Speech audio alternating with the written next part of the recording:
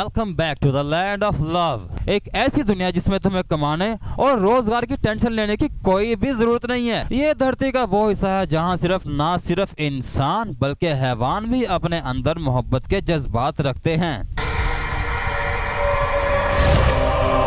एक है जी ये जो इश्क में गिरफ्तार हुई पड़ी है और दूसरी दिल दे बैठने वाली ये औरत है। किसी ने मुझसे अलग किया ना तो मैं तुम्हें और उसे दोनों को मार डालूंगी। और ये है वो बंदा जिसकी वजह से ये ड्रामा मार्जे वजूद में आया। मतलब ये कि दुनिया खत्म होने वाली है और ये सिर्फ और सिर्फ एक आखिरी लौंडा बचा है। अब ऐसी क्या खास बात है इस लौंडे में कि दोनों इस पर टिक गई हैं। इस लौंडे के अलावा उन्हें अंधेरा अंधेरा दिखाई देता है। सबसे पहले हमारी नागिन का विजुअल देख लो भाई, और हाँ जरा दिल थाम के देखना कहीं डर के मारे गिर ही ना जाओ।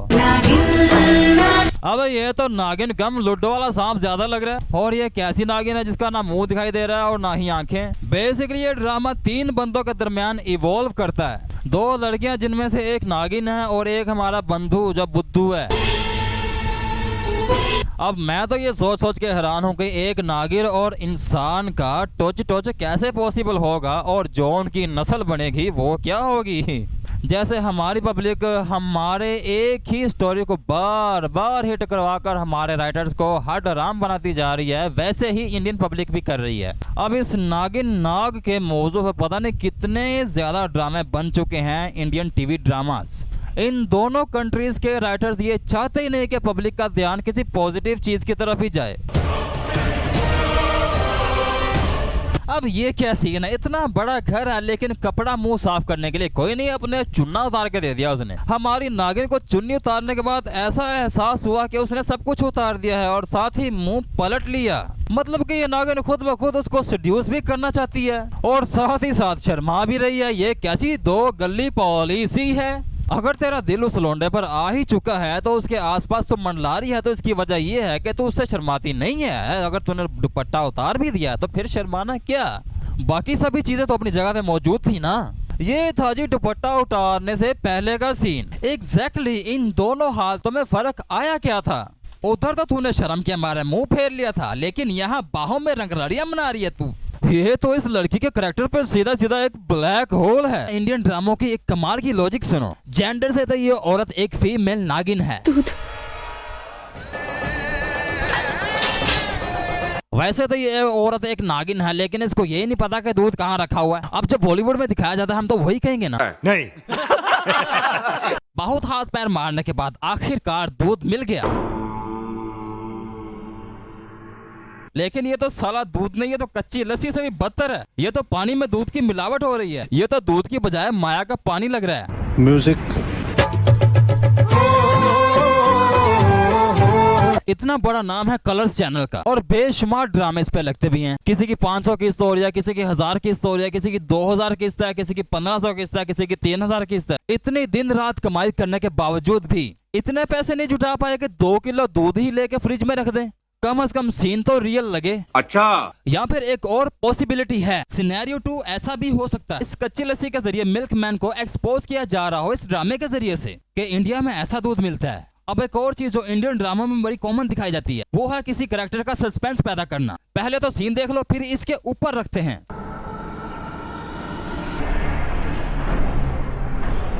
नहीं सारुण के यहाँ कुछ तो गड़बड़ है। मतलब पूरे कमरे में कहीं से भी लाइट अंदर नहीं घुस रही सिवाय इसके पीछे से। क्या इसके पिछवाड़े के पीछे जो विंडो है वहाँ चांद को खड़ा कर दिया लाकर कि इतना ज्यादा ग्लो निकल रहा है वहां से। अगर लाइट बंद हो गया तो पूरे मोहल्ले की, पूरे एरिया की, पूरे घर की बंद होनी चाहिए। करेक्टर सस्पेंस पैदा करने के और भी कई सारे तरीके हैं भाई। कोई और एक ही मंजन को कब तक घिसाओगे। अब ये देखो चुड़ैल, नाम की तो चुड़ैल है लेकिन नंगी तो वैसे फिर रही है जैसे फैशन वीक पे आई हुई है। और ये किस प्लेनेट की चुड़ैल है जिसकी ड्रेसिंग सेंस इंसानों से भी ज्यादा अच्छी है और कोके शोके झुमके शुमके झालरा वालरा ऐसे पहनाई हुई हैं जैसे कल इसकी कुर्बानी करनी है ईद वाले दिन। मतलब ये बनाओ सिंगार ना हो गया, फौजियों की ट्रेनिंग हो गई जो हर वक्त 40-50 किलो वजन उठाए फिरती है। बहन जो चाइना वाला भी सर पकड़ के बैठ गए हैं कि ये कलर्स टीवी वाले फैंसी ज्वेलरी का माल तैयार होने से पहले खरीद लेते हैं और अभी तो 5-6 ऑर्डर्स पेंडिंग में पड़े हुए हैं। अभी ये नागिन औरत बेचैन है लेकिन इसको अपनी बेचैनी दिखाने के लिए एक्टिंग करनी नहीं आती बल्कि अपनी चेस्ट फुला फुला के दिखा रही कि मैं बेचैन हूँ।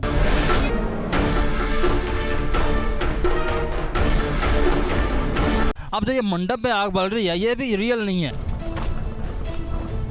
मुझे तो ये पूरे का पूरा मंजरनामा ही सीजीआई इफेक्ट लगता है भाई। अब इसकी ड्रेसिंग चेक करो, लगता है दिल्ली का सौदागर लौड़ा सा। अगर हमें ये चौथा फेरा लेना हो। क्या कहा चौथा फेरा? अबे साले तू क्या इतना वेला है, इतना ज्यादा हवस का मारा हुआ है, एक दो से तेरा रज नहीं हुआ? मतलब चौथा फेरा मतलब ये कि सारे का सारा कांड इसलिए रचाया गया है कि इसकी शादी ना हो सके, शादी में आलोचना पैदा की जा रही है। मैंने हॉलीवुड की काफी मूवीज देखी, उनमें या तो विलन पूरी दुनिया को अपने कब्जे में करना चाहता है, या किसी एक कंट्री के सारे वसाइल हथियाना चाहता है, या पूरी दुनिया का पूरे तरीके से निश्चित तरीके से नष्ट करना चाहता है। लेकिन इस ड्रामे में इस शादी को रोकना ही विलन की जीत है। अरे ये हैवान किस प्लेनेट के जीव जंतु हैं जिसमें ड्रामे का मकसद शादी करने या शादी तुड़वाना होता है? अगर इंडिया की आबादी इसी तेजी से बढ़ती रहे तो ये दिन दूर नहीं है कि 2040 आने तक इंडिया में पैर रखने की भी जगह ना हो। शादी के अलावा कुछ और सोचना भी अलाउ है अगर तुम्हारी मर्जी हो तो। अब ये कैसी परलोक नागिन है? ये नागिन है या भूत? इसका तो कोई साया भी नहीं है।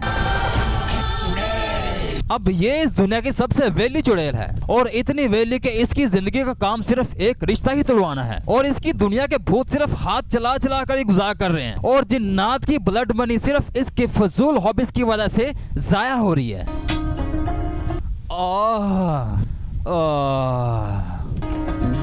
बस कर दो। इस ठड़की पूत की आंखों का कलर देखो, क्या ये फोटोशॉप का सॉलिड कलर है या फिर लेंस लगा रखे हैं? कमेंट्स में जरूर बताना। बस आंखों में आंखें ही डाल सकते हो और कुछ नहीं।